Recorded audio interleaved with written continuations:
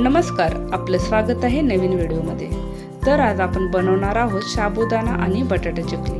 ही चकली खायला एकदम कुरकुरीत लागते। तर आपण बटाटा आणि साबुदाणा चकली कशी बनवणार ते पाहूया।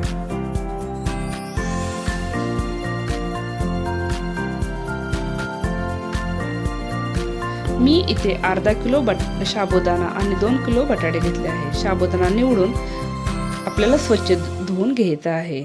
साबुदाणा रात्रीचा भिजत घालायचा आहे। साबुदाणावरती अर्धवट पाणी ठेवायचं। दुसऱ्या दिवशी बघा साबुदाणा किती छान प्रकारे फुललेला आहे।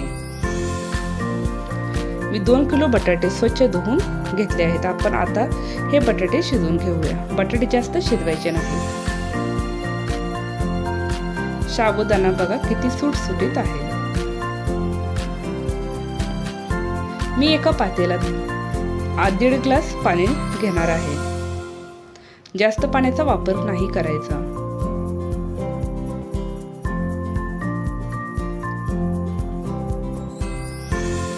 पाणी गरम झाल्यानंतर आपल्याला साबुदाणा मिक्स करून घ्यायचा आहे।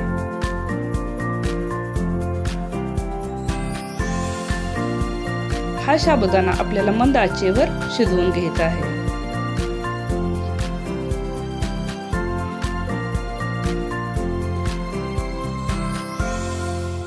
आता आपण याच्यावरती झाकण ठेवून घेऊया।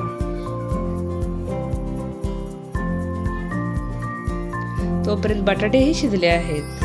कशा प्रकारे बटाटे शिजले ते बघा। मधून मधून आपल्याला साबुदाणालाही चेक करायचा आहे, कारण पातेल्याला साबुदाणा चिटकतो।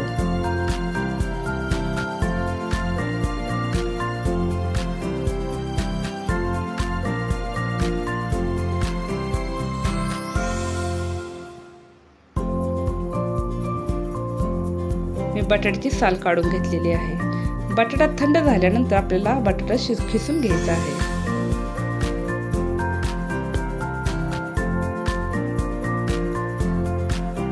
अशा प्रकारे आपल्याला बटाटा शिजवून घ्यायचा आहे।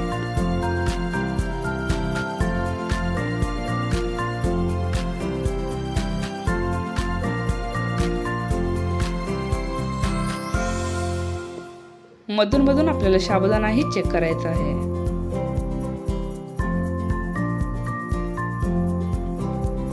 तुम्ही बघू शकता साबुदाणाचा कलर ही बदलत आहे।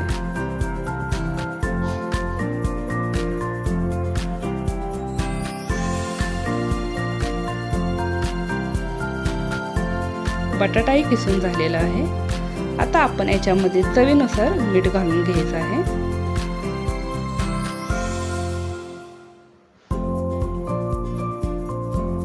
मी इथे लाल मिरची पावडर वापरणार आहे।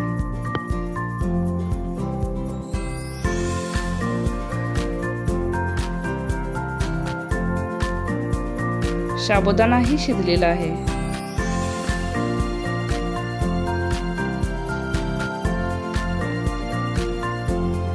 आता आपण याच्यामध्ये किसलेला बटाटा घालून घेऊया। गॅस बंद करून घ्यायचा आहे। हे मिश्रण आपल्याला एकजीव करून घ्यायचं आहे।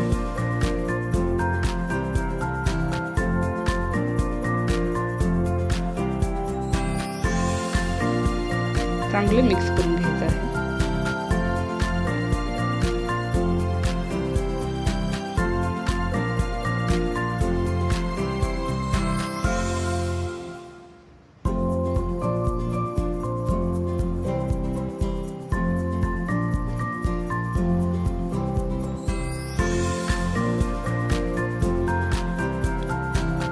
आता मी ही चकली घरातच बनवून घेणार आहे।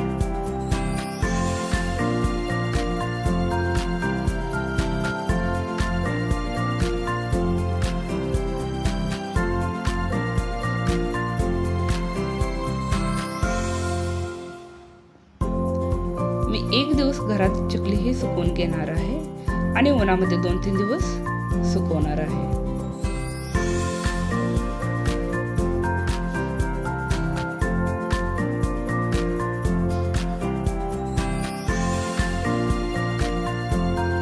चकली तयार आहे। तर बघू शकता चकली किती छान प्रकारे बनलेली आहे। तर आपण आता चकली तळून घेऊया. तेल गरम आहे.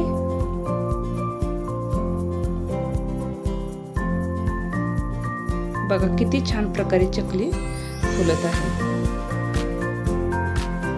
तुम्हीही हे अचूक प्रमाण वापरून साबुदाणा आणि बटाटा चकली बनवू शकता.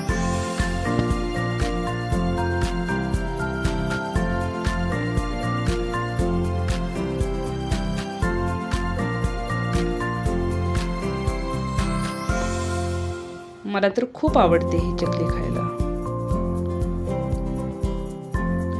तुम्हाला माझे व्हिडिओ आवडत असतील तर व्हिडिओला लाईक करा, शेअर करा आणि सबस्क्राईब करा. तर भेटूया आपण पुढच्या व्हिडिओमध्ये.